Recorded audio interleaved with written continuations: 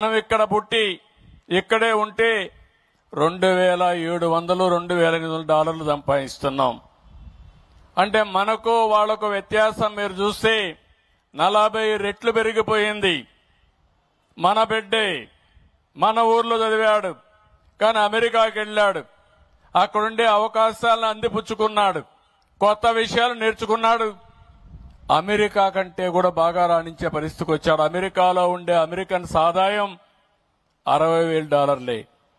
వాళ్ళకంటే రెండింతల ఆదాయం పెరిగింది. అంటే పెరిగిందంటే దానికి కారణం నాలెడ్జ్నిచ్చేదే చదువు అని చెప్పి నేను మీకు తెలియజేస్తున్నా. మనం అందరం కూడా ఆలోచిస్తూ ఉంటాం, ఏదో స్కూల్కి పోతున్నాడు, ఏదో వానాకాలం చదువుకుంటాడు, మనకేముందని పేరెంట్స్ అనుకుంటున్నారు. కానీ మీ పిల్లల భవిష్యత్తు మీ చేతుల్లో ఉంది. ఈ పిల్లల భవిష్యత్తు ఈ టీచర్ల చేతుల్లో ఉంది. అందుకే నేను చాలా స్పష్టంగా ఒక విజన్ తయారు చేశాను. ఒకప్పుడు సమైక్య ఆంధ్రప్రదేశ్లో 99-2000లో విజన్ 2020 తయారు చేశాను. అందరూ ఎగతాళి చేశారు.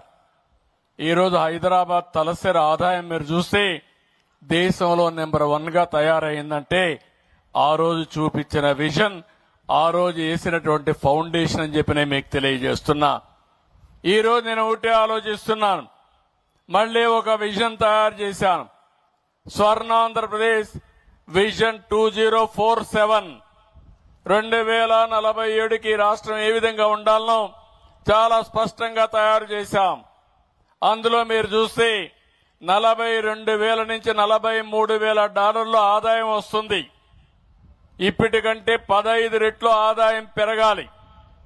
ఆదాయం పెరగాలంటే సంపద సృష్టించాలి. ఆ సంపద సృష్టించాలంటే ఈ పిల్లలందరూ కూడా తెలివైనటువంటి నాలెడ్జ్ అక్వైర్ చేస్తేనే ఇది సాధ్యం.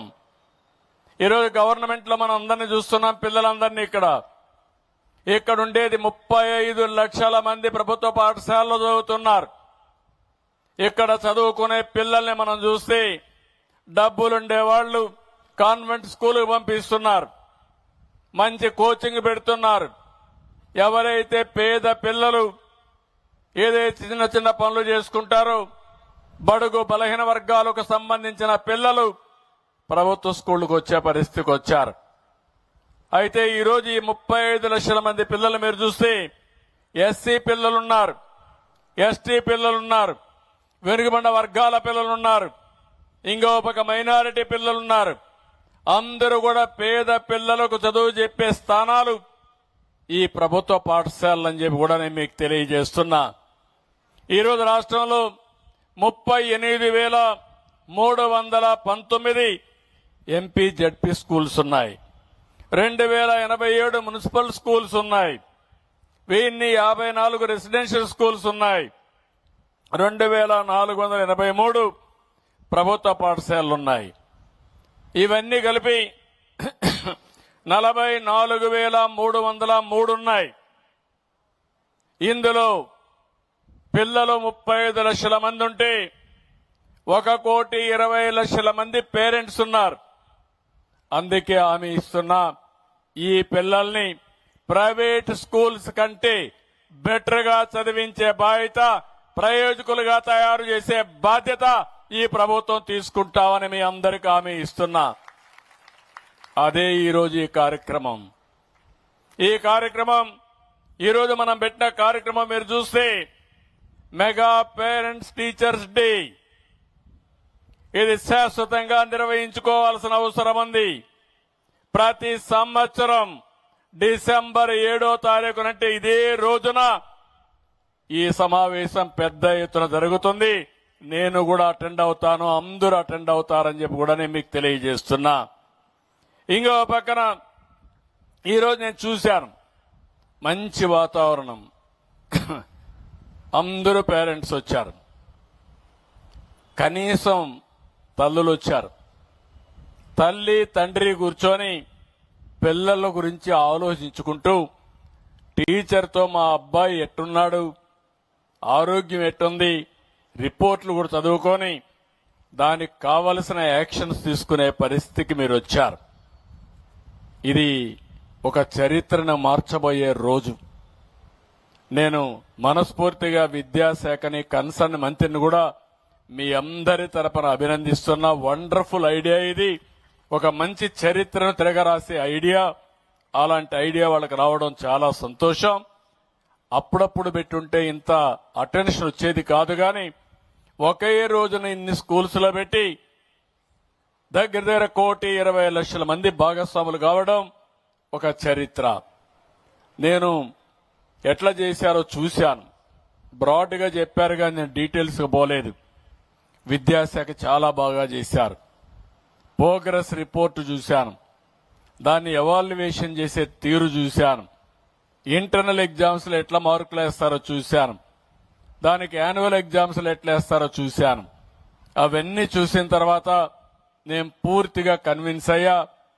రేపు రాబోయే రోజుల్లో పేరెంట్స్ కి అందరికి మీకు చెప్తున్నా, మీ పిల్లలు ఎవరైనా స్కూలుకు డుమ్మా కొడితే సాయంత్రానికి మీకు మెసేజ్ వస్తుంది, ఆ ఏర్పాటు చేస్తానని చెప్పి కూడా నేను మీకు తెలియజేస్తున్నా. వాట్సాప్ మెసేజ్ లో సాయంత్రం వచ్చేస్తుంది మీకు. ఇంకా మీకు ఎవరికి అనుమానం అవసరం లేదు. మా పిల్లాడు స్కూల్కి పోయాడా లేదా కనుక్కోవాల్సిన పని లేదు. పరీక్షల్లో కూడా రాసిన తర్వాత ఆ ఎగ్జామ్స్ రిజల్ట్స్ కూడా మీకు పంపించేస్తాం. మళ్ళా వాట్సాప్ మెసేజ్ లో పంపించేస్తాం. ఆరోగ్య విషయాలు కూడా మీకు పంపించేస్తాం. నా ఆలోచన ఒకటి, ప్రతి ఒక్కరి ఆరోగ్యాన్ని కాపాడాలనేది నా ఆలోచన. దానికి డాక్టర్స్ చూపిస్తాం, పిల్లల్లో అవగాహన పెంచుతాం, ఎలాంటి న్యూట్రిషన్ తీసుకోవాలని అవన్నీ కూడా చెప్పే బాధ్యత తీసుకుంటాం. ఇంకో పక్కన ఇలాంటి కార్యక్రమాలు సంవత్సరంలో 3 సార్లు పెడతాం. ఫస్ట్ క్వార్టర్ అవుతానే ఒకసారి పెడతాం, రెండో క్వార్టర్ అవుతానే ఒకసారి పెడతాం. అది కూడా రెండో క్వార్టర్ అయితే ఫిక్స్ చేసాం. డేట్ కూడా కరెక్ట్ గా డిసెంబర్ 7వ తారీఖున ఈ రోజునే ప్రతి సంవత్సరం ఈవెంట్ ఉంటుంది, మెగా ఈవెంట్ ఉంటుందని చెప్పి కూడా నేను మీకు తెలియజేస్తున్నా. దీని తర్వాత యాన్యువల్ ఈవెంట్ తీసుకొస్తాం.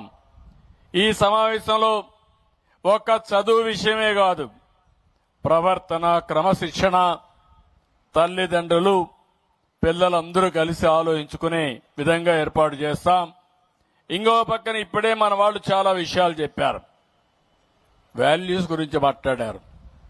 నేను ఆ విషయం కూడా మీ అందరితో చెప్పాల్సిన అవసరం ఉంది. భారతదేశం యొక్క గొప్ప సంపద కుటుంబ వ్యవస్థ.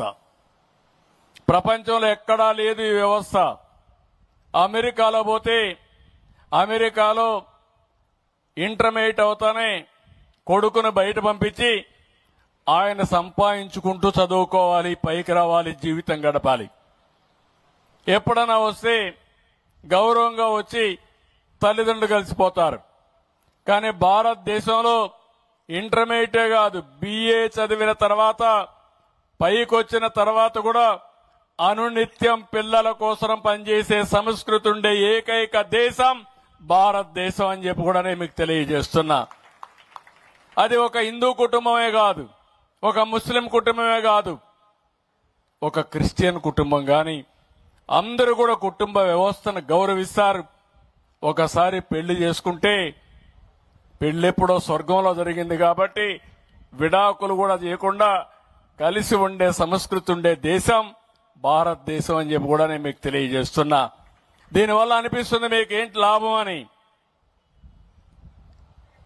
భార్య భర్త ఎప్పటికప్పుడు మెటీరియలిస్టిక్ గా, అంటే అనుబంధం కాదు, వాళ్ళ అనుబంధం కాంట్రాక్ట్ గా ఉందంటే ఆ జీవితం మీరు ఒక్కసారి గుర్తుపెట్టుకోవాలి. పిల్లలకి తండ్రి డబ్బులు ఇస్తే అప్పు కింద రాసుకుంటాడు, పిల్లలు తండ్రికి డబ్బులు ఇస్తే అప్పు కింద రాసుకుంటారు. అంటే మళ్ళా నువ్వు సంపాదించి మాకు డబ్బులు కట్టమని. అలాంటి సంస్కృతి మనకు కావాలని అడుగుతున్నా. అది మన యొక్క సంస్కృతి. దీన్ని మీరు కాపాడుకోవాల్సిన బాధ్యత మీ అందరిపైన ఉంది. ఇదేదో నేను చాగంటి కోటేశ్వరరావుని పెట్టాను, విలువలు వచ్చేస్తాయని కాదు.